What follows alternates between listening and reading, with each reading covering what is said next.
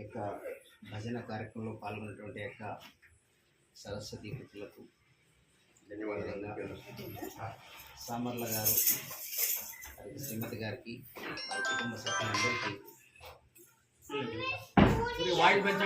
సుమనస్కులతో ఆ యొక్క పరమాత్మ శత సంవత్సరంలో ఆయుష్ను వారికి వసంగాలని చెప్పేసి ఈ యొక్క భజన కార్యక్రమం వారి వివాహమైన సందర్భంగా 36 సంవత్సరాలు గడిచిన ఈ కాలగర్భంలో అనేక ఆటుపోట్లను ఎదుర్కొని జీవన్మృత్యులుగా పోరాడి చివరి అంచు వరకు కఠోపనిషత్తులో ఒక వాక్యం ఉంటుంది.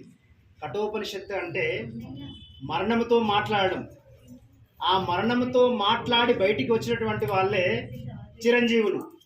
అట్లా ఆ చిరంజీవిగా ఆ భగవంతుడు విష్ణుదేవో మళ్ళీ తనను 120 సంవత్సరాలు మానవుని యొక్క పరిపూర్ణ ఆయువు, ఆ 120 సంవత్సరాలు బతికించే శక్తిని ఇలాంటి అందరికీ జ్ఞానాన్ని తర్వాత సద్గతులను ప్రసాదించేటువంటి యొక్క క్షమత వారికి ఇవ్వాలని చెప్పేసి ఆ పరమాత్మను విశ్వకర్మ పరమాత్మను వీరబ్రహ్మేంద్ర స్వాముల వారిని మనస్ఫూర్తిగా కోరుతున్నాను.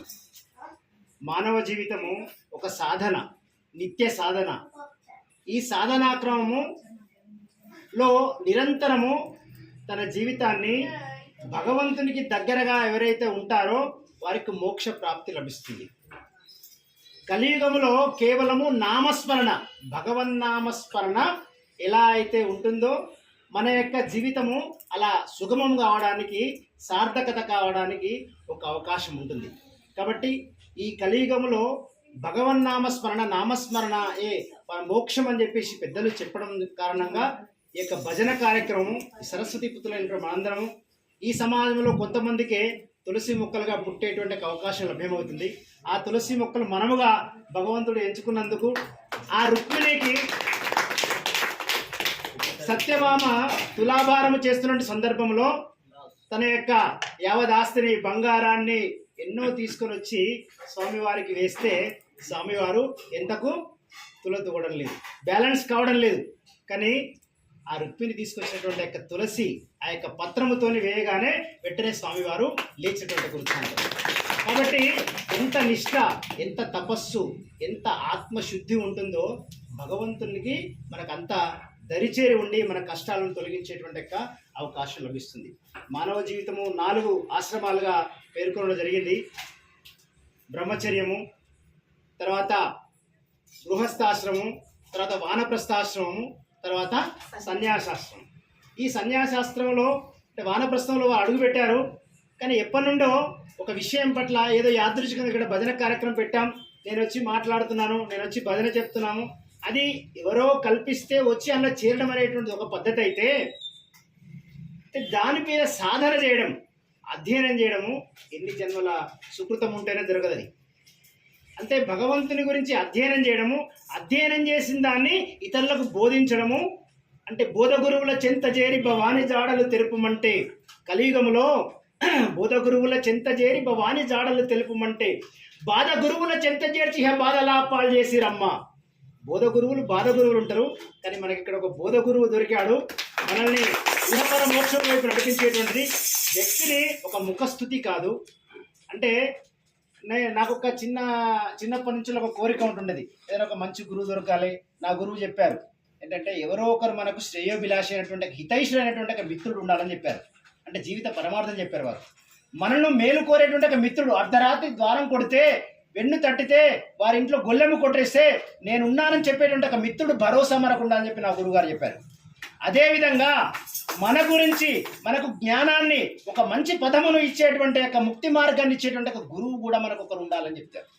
ఈ 2 విషయాలు మానవ జీవితం అవసరం. ఈ 2 విషయాలు తప్పకుండా అవసరం మానవ జీవితంలో. ఆ యొక్క గురువు అనేటువంటి దొరకడం కోసము భక్తుడు వెతుకుతూ ఉంటాడు. ఆ వెతికే క్రమంలో ఎక్కడో వెళ్ళాల్సి ఉంటుంది. పూర్వకాలంలో హిమాలయాలు వెళ్ళారు, తపస్సు చేశారు, ఎవరెస్ట్ దగ్గర వెళ్ళారు, ఇంకెక్కడెక్కడ వెళ్ళారు, నైమిషారణ్యాలు వెళ్ళారు. కానీ మన పక్కన భగవంతుడు కొందరి కోసం ఒక వ్యక్తులను అక్కడ వేస్తాడనమాట, ఒక మొక్కల్లాగా. ఆ యొక్క మొక్కలలో దొరికినటువంటి వాళ్ళు సామర్ల గారు అని అనుకోవచ్చు మనం. ఎందుకంటే ఈ రోజులలో పురాణాలను పట్టుకున్నాం, మనం ఇతిహాసాలను పట్టుకున్నాము, అసలు చరిత్రను మర్చిపోయాం మనం. మనకు అన్నిటికీ మూలం ఏంటంటే భారతము రామాయణం మూలం కాదు మనకు, భగవద్గీత మూలం కాదు మనకు, వేదం ప్రమాణం మనకు ప్రమాణం ఏమిటి? వేదమే ప్రమాణం.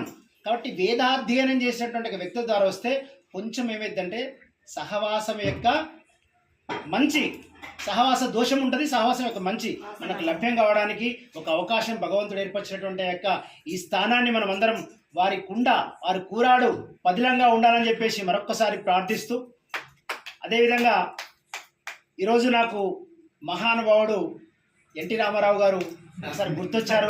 తప్పకుండా, ఎందుకంటే వారిని ఈ ప్రాంతము భేదం కాదు, అసలు సాక్షాత్తు శ్రీరామచంద్రమూర్తి ఎలా ఉంటాడో వారిలో చూసుకున్నాం. ఆ నటనా కౌశల్యము, వారి యొక్క కనుబొమ్మలు దాదాపు 1 ఇంచు పైన, అంగుళం పైన లేచేటువంటిది కనుబొమ్మలు మాత్రం, ఇంత నటనా శైలి. అదేవిధంగా కృష్ణుడు ఎట్లుంటాడో ఈ కలియుగంలో ఎవరికి తెలియదు. ఎవరికి తెలుసు అంటే నిత్య సాధన చేసేటువంటి వాళ్ళకు, స్వామి వివేకానంద లాంటి వాళ్ళకు, ఒక రామకృష్ణ పరమహంస లాంటి వాళ్ళకు, ఒక ఛత్రపతి శివాజీ లాంటి వాళ్ళకు మాత్రమే తెలుసు. కానీ సాధారణ వ్యక్తులకు రాముడు ఇలా ఉంటాడు, ఆయన రూపం, ఆయన సౌందర్యము, ఆయన వేషభాష, ఆయన టీవీ, ఆయన గాంభీర్యం ఎలా ఉంటుందో చూపించినటువంటి ఒక మహానుభావుడు సాక్షాత్తు ఎన్టీ రామారావు గారు. వారి యొక్క నటనా కౌశలాన్ని మా ముందుంచినటువంటి యొక్క పెద్దలకు అనంతమూర్తి గారికి నమోవాకములు తెలియజేస్తూ, అదేవిధంగా అన్నమాచార్య కీర్తనలు వెలుగులోకి తీసుకొచ్చినటువంటి ఈ మధ్య కాలంలో ఎంతో మంది కృషి చేశారు, వెలుగులోకి తీసుకొచ్చారు. అన్నమాచార్య కీర్తనలు చాలా చాలా దొరకలేదు, కొన్ని మాత్రమే దొరికినాయి, మనం ప్రజల్లో ఇప్పుడు వాడుకుంటున్నాం. ఎక్కువగా ఒక క్యాసెట్ రూపంలో అందించినటువంటి ఒక శోభరాజు గారిని కూడా వారు గుర్తు చేశారు. ఈరోజు శోభరాజు గారు అన్నమాచార్య కీర్తనలు